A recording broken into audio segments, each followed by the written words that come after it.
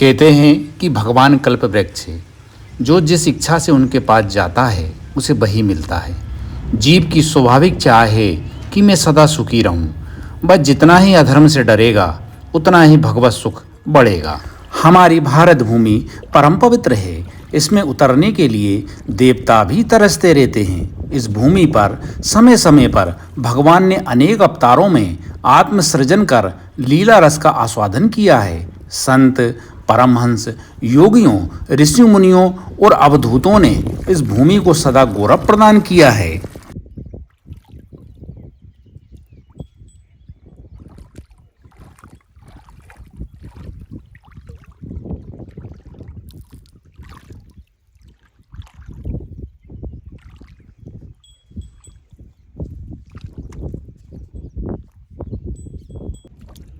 संत उदय संतत सुखकारी, विश्व सुखद जिम इंदु तमारी। संतों का उदय सदा ही सुखकर होता है। जैसे चंद्रमा और सूर्य का उदय विश्व भर के लिए सुखदायक है। सत्य असत्य के विकार से अतीत होकर परमानंद पद में तल्लीन होकर आत्मचिंतन के अथाह और अपार सागर में चित्तवृत्ति निरोध कर रमणशील हो जाना ही संत का अवधूत स्वरूप है। इसी तरह की हमारी अवधूतनी माता जी हैं सत्यानंद भैरवी, जो आंध्रा की रहने वाली हैं। 11 वर्ष की उम्र में अपने माता पिता से आशीर्वाद व भगवान शिव की विशेष कृपा से व प्रसिद्ध सेव संत अवधूत ज्ञान सागरानंद जी से गुरु दक्षिणा लेकर व उनके मार्गदर्शन से प्रसिद्ध अवधूतनी सत्यानंद भैरवी बन गईं और अपनी साधना तंत्र मंत्र की शक्तियों से लोगों के कष्ट हरती व कल्याण करती हैं। माता जी सत्यानंद भैरवी काशी की कपाल पूजा, भैरवी साधना, शमशान पूजा की सबसे बड़ी प्रसिद्ध माता हैं। माता जी अपनी साधना व तपस्या से तंत्र मंत्र, मोहन सम्मोहन की तांत्रिक शक्तियों को जागृत कर लिया है। 11 साल की छोटी उम्र से ही माता जी की साधना व तपस्या निरंतर चल रही है। अपनी सब साधना, चिता साधना, तंत्र मंत्र व कपाल पूजा से काला जादू काटने वाली शक्ति भी माता जी के पास जागृत अवस्था में है। यह माता जी जब भैरवी साधना पर बैठती हैं तो यह भूत भविष्य वर्तमान सब कुछ बता देती हैं। इनका दिया गया वचन कभी खाली नहीं जाता है।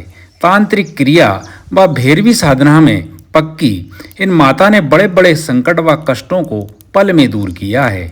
यदि किसी को नौकरी, मनचाहा प्यार व संतान प्राप्ति की इच्छा हो, माता की कृपा से सब कुछ संभव हो जाता है। इनका वचन कभी खाली नहीं जाता है। कपाल पूजा या कपाल साधना आदि रात में शमशान में की जाती है और बहुत ही शक्तिशाली होती है।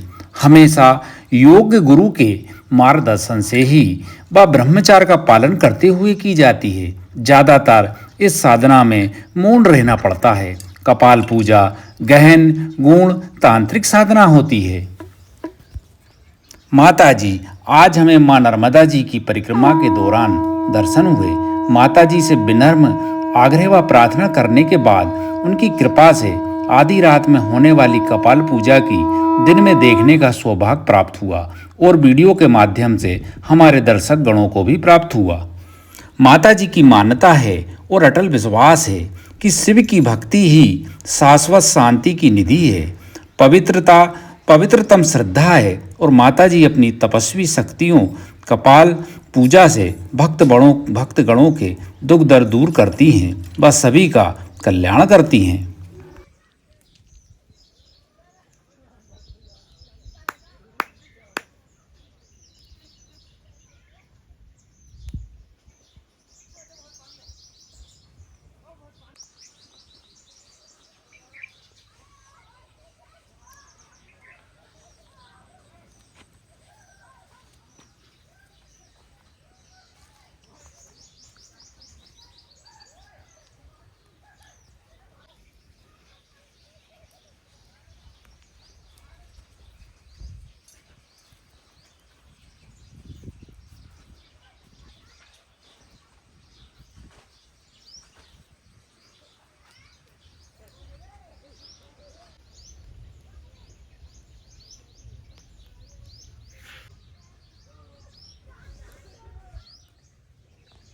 क्योंकि कपाल पूजा शमशान में आधी रात में की जाती है और यह सामान्य पूजा से बहुत अलग होती है, क्योंकि इस पूजन से माताजी अपनी शक्तियों के माध्यम से भक्तों का कल्याण करती हैं और उनकी मनोकामनाएं पूरी होती हैं।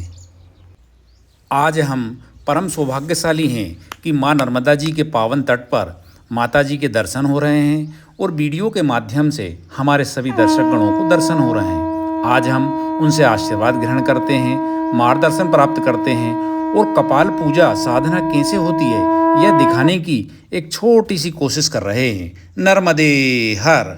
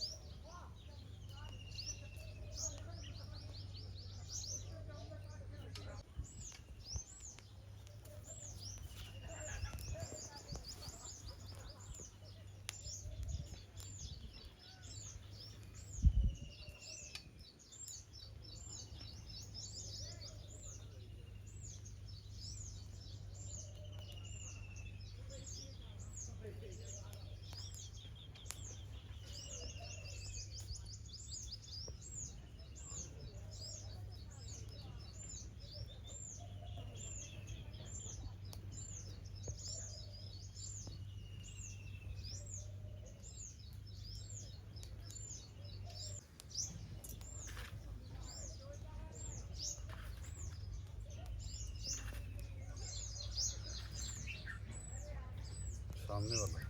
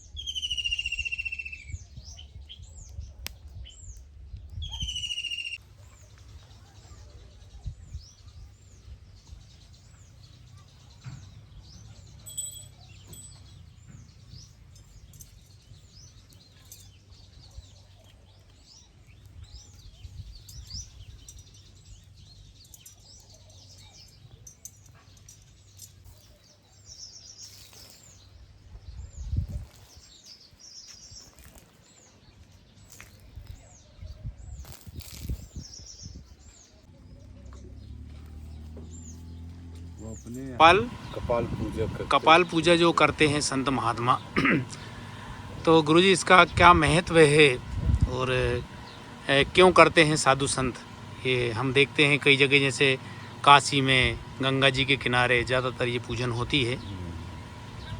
ज़्यादातर पूजन तो रात में होती है। जी माता जी को जो है मौका मिला तो परिक्रमा के दौरान तो कपाल पूजा अपनी शक्ति अर्जित करने के लिए, अपनी शक्ति को बढ़ाने के लिए ये की जाती है, जो कि जिससे हम लोग कल्याण कर सकें। जी इसके लिए जो है ये तंत्रों का, मंत्रों का और कपाल रख के अग्नि सहित पूजा की जाती है। जैसे कि गुरुजी हम जैसे जो भक्तगण हैं जो दुख से पीड़ित हैं या कोई समस्याओं से ग्रस्त हैं, तो वो लोग आपके पास आते होंगे दर्शन करने को, आप आशीर्वाद के माध्यम से उनके दुख दर्दों को दूर करते होंगे अपनी शक्तियों के माध्यम से। देखो, दर्द, दुख दर्द यहाँ 3 प्रकार के हैं। एक भौतिक है, एक दैविक है, एक दैविक है। तो दैविक और दैविक 2 संतापों से हम दूर कर सकते हैं। जी और जो भौतिक है वो स्वयं आपको करनी होगी। जी जी सही है कि जी नहीं? दैविक और दैविक 2 संताप के क्लेशों को हम दूर कर सकते हैं अपने तंत्र मंत्र और द्वारा। और भौतिक सुख सुविधा आप अपनी क्षमता से कर सकते हैं। जी अब ये सोचो कि हम दैविक की शक्तियों का आपके भौतिक के लिए हम प्रयोग करें या लोग करते, तो ये मात्र एक वो रह जाता। अच्छा, जैसे कि गुरुजी जैसे आपके पास कई विधायक सांसद मंत्रीगण भी पूजन करवाने आते हैं, तो उनका क्या कारण है उनके आने का? वो क्यों आते हैं आपके पास? वो जब लगातार विफलता उनका वो करती, सफलता उनके हाथ नहीं लगती, तो उनको लगता कि हमारा दैविक और दैविक जो है ठीक नहीं चल रहा। अच्छा अच्छा इसलिए हमारा जो है ये भौतिक पुरुषार्थ नहीं काम कर रहा।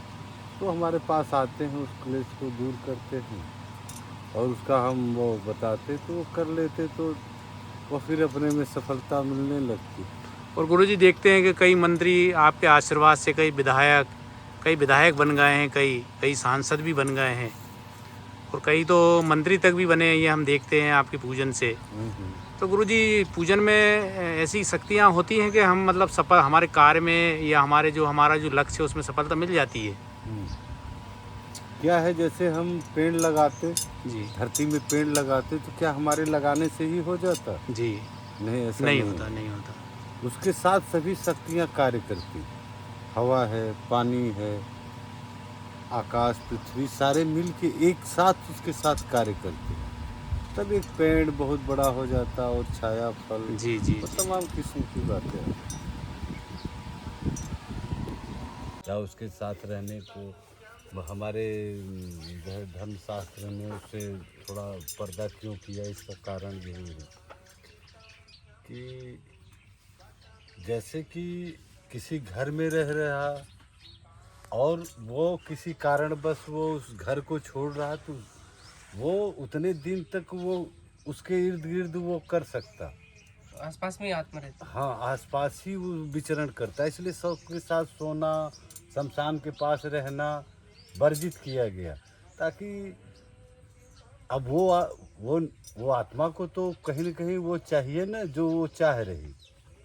तो किसी के साथ प्रयोग में आ जाती, किसी के साथ बंध जाती, आश्रय ले लेती, अपना आश्रय ठिकाना ढूंढ लेती, तब तक के लिए जब तक कि उसका दूसरा जन्म निर्धारित न हो। जब तक के लिए बंध जाती है। और जैसे कि अकाल मृत्यु हुआ, तो उनको अब लगभग हमारे शास्त्रों के अनुसार उनको 10,000 वर्ष तक उसमें उसी के उसमें इर्द गिर्द घूमना पड़ता। प्रेत योनि 10,000 वर्ष, 10,000 वर्ष तक। उच्चतम, निष्ठतम, कृष्णतम होता है ना। जैसे हम मनुष्य में आते तो कोई उच्चतम, श्रेष्ठतम, समझ रहे हैं मेरी बात? 10,000 वर्ष तो फिर बहुत हो जाए। जैसे हम आए तो भाई मनुष्य श्रेणी में भी तो है निश्चितम, उच्चतम, श्रेष्ठतम। एक बहुत बड़ा श्रेष्ठ है, वो भी मनुष्य है।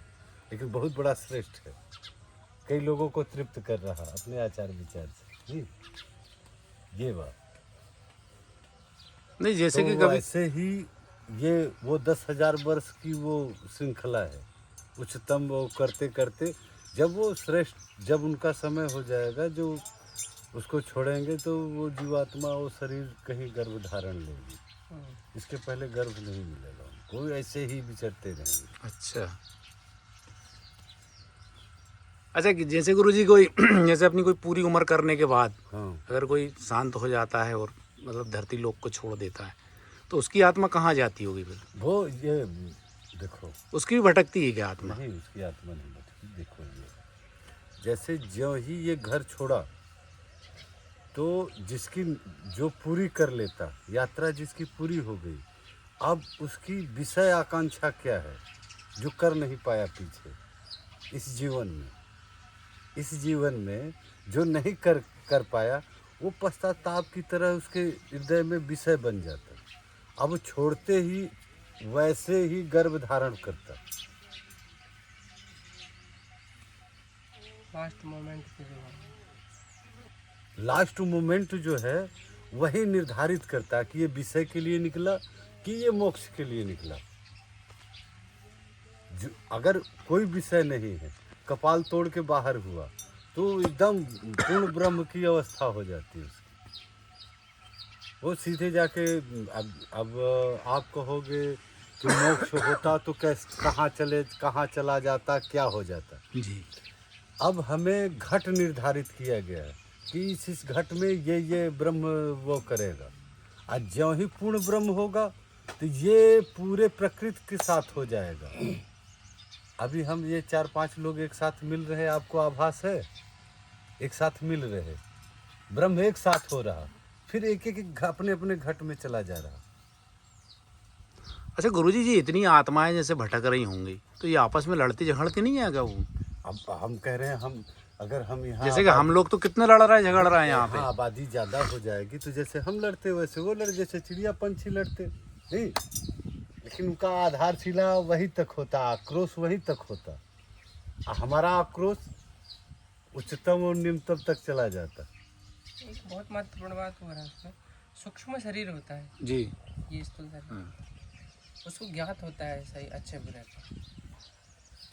इसमें नहीं है, इसमें तो मद में आदमी लेकिन वो कर नहीं सकती ना। हाँ, अच्छा, वो कुछ कर नहीं सकती, प्रकट नहीं कर सकती, प्रकट नहीं कर सकती हूँ। जब तक कोई सहारा नहीं। जैसे किसी अच्छी आत्मा का हमें सहारा मिल गया, हमारे शरीर का प्रयोग किया, तो हमसे जो भी अच्छा कार्य करवाना चाहती वो कर सकते, जी आधारशिला उनका हो जाएगा। लेकिन हमारी उनसे वैसी मेल हो तब, तभी मेल से, जैसे आपसे हमारा मेल हो गया, आप कहाँ पैदा हुए, आपका कैसा स्वभाव क्या है, हम कहाँ पैदा हुए, हमारा क्या स्वभाव, एक मेल हो गया। 2023 से हम मिल रहे, जी। हाँ नहीं। अब गुरुजी ये तो हम परम सौभाग्यशाली हैं कि बड़े बड़े संतों के, सिद्ध संतों के हमें दर्शन हो रहे हैं नहीं, गुरुजी। वो तो आपके जन्म का मूल कारण है। जी आपने जन्म ही माँ नर्मदा के तट पे लिया, जी। तो ये तो सौभाग्य बहुत बड़ा वो नहीं रखता मायने। कर्म करने का अधिकार सिर्फ इस शरीर को ही है, हाँ सर, आत्माओं को नहीं है। वो ऐसा अपने जैसे लड़ने झगड़ने वाला नहीं, काम आदि गुरु शंकराचार्य के उन वक्तव्यों को ध्यान में रखते हुए अगर हमें वो हर जगह तो वही बताया गया, न हम मन है, न बुद्धि है, न चित्त है, न भोक्ता है, न भोग्य है। ये तो पंच महाभूत हैं, उनकी लीला चल रही, वो भोग रहे, वो सुख दुख को अपने अंदर वो करके हमें सुखी कर रहे, दुखी कर रहे, ऐसा अनुभव कर दे रहे। ये पंच महाभूत है।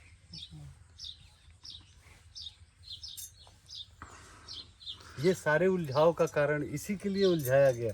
और परम पवित्र तो वो है जो इसको मोक्ष देता, इस शरीर को, वो शमशान श्मशान, जिसको हम इस एक देखिए, एक धर्मशास्त्र की वजह से इसको निषेध किया गया, अब परम ज्ञान के लिए उसे विशेष कहा गया। बिल्कुल। अगर आप विशेष ज्ञान चाहते तो इस आपके लिए निषेध नहीं है, आप प्रवेश है आपके लिए। तो भाई बोध करा दे, जहाँ से बोध हो जाए तो वो तो विशेष हो ही सकता है। हाँ वही तो और लोगों के लिए, जो गृहस्थ आश्रम के लोग हैं, उनके लिए ये शमशान वर्जित किया गया कि आपके जनजीवन को अस्त व्यस्त हो सकते, और उसका रीजन नहीं मिलेगा कि क्यों अस्त व्यस्त हो रहे। अच्छा गुरुजी, कहते हैं ना नेगेटिव एनर्जी हाँ, पॉजिटिव एनर्जी, बस तो वहाँ नेगेटिव एनर्जी ज़्यादा रहती होगी। वो दोनों ज्यादा होती। अच्छा, एक ही ज्यादा रहेगी तो कार्य नहीं होता, वो जी, जी। दोनों ज्यादा होती। अच्छा, अब आपके पास ऐसा चलनी हो कि केवल आपके पास पॉजिटिव आ सके, निगेटिव रुक जाए। जी, तो जिसके पास ऐसा करने की क्षमता, वो शमशान में विराज सकता, सो सकता, बैठ सकता। उसे ये सारे लोग दौड़ेंगे, वो दिखाई देंगे उसे, और प्रत्यक्ष रूप से उसे महसूस कराएंगे कि हम हैं आपके। और ये छोटे मोटे भी ऊर्जा एक ही है। अब कंट्रोल करके उसको कैसे वो किया गया, अगर निकृष्ट तरीके से उसे यूज किया गया तो शक्तियाँ निकृष्ट हो जाती। अब वैसे आचार विचार उनको चाहिए, वैसे वो करेंगी। और अगर आप उसको उच्च शक्तियों के आचार विचार से उनका वो किया, आराधना पूजन जो भी है किया, तो उस तरीके कार्य करती। अब एक दूसरे के प्रतिरोधक की बात होती। जी, अब ये 3 ही शक्ति मूल होती, रजस, तमस और सतत, जिसमें सबका आवेश सतत की तरफ होता। रजस और तमस का भी, अगर रजस तमस के पार चले जाओगे तो सतत तक पहुंच गए। इनके पार होना पड़ा, लेकिन तीनों का होना जरूरी होता। जी, एक निर्माण करेगा, एक संचालन करेगा, एक गति और गति रोकने, मतलब विध्वंस और गति देने में संचालक होता, गति देने, जिसे तमस कहते हैं। वो एक तरह से वो रोकने का काम करता, ब्रेक। मैली शक्ति का तात्पर्य उनका तमस से ही है। तमस। जैसे कि गुरुजी हम देखते हैं कि कई निसंतान दंपत्ति आपके पास आते हैं, माता जी के पास आते हैं, पूजन का विधि विधान कराते हैं, और हम देखते हैं कि कुछ ही समय में मतलब उनको फल की, उनकी जो इच्छाएं होती हैं उनको वो फल प्राप्त हो जाता है, संतान प्राप्ति हो जाती है। तो गुरुजी ये कैसे हो जाता है ये सब? यह है कि जैसे वो मेडिकली फिट है, इसके वो पति पत्नी मेडिकल से वो फिट है, किसी दैविक या दैविक संताप की वजह से उनके सारे खेल नहीं हो पा रहे, तो हम उनके दैविक को हम कंट्रोल में कर लेते, तो उनका पुरुषार्थ काम कर जाता। वो फिर मतलब आप तंत्र साधना से वो सब उनकी जो हाँ। दिक्कतें हैं वो हर लेते हैं और उनकी समस्याएं हल हो जाती हैं। हल हो जाता।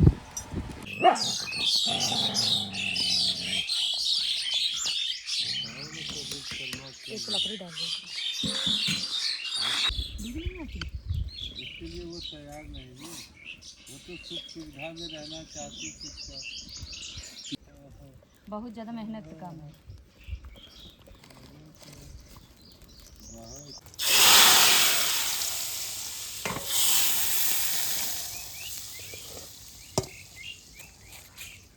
आज हमें मध्य प्रदेश के ज़िला नर्मदापुरम ग्राम गड़रोली में माता जी के दर्शन हुए। माता जी आंध्र प्रदेश की रहने वाली हैं और माँ नर्मदा जी के परिक्रमा मार्ग में आज हमें अवधूतनी माता जी के दर्शन हुए और वीडियो के माध्यम से हमारे सभी दर्शकगणों को दर्शन हुए। हम सब धन्य हुए।